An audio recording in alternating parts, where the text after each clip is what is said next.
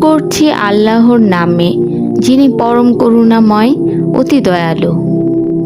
যাবতীয় প্রশংসা আল্লাহ তাআলার, যিনি সকল সৃষ্টি জগতের পালনকর্তা, যিনি নিতান্ত মেহেরবান ও দয়ালু, যিনি বিচার দিবসের মালিক। আমরা একমাত্র তোমারই ইবাদত করি এবং শুধুমাত্র তোমারই সাহায্য প্রার্থনা করি।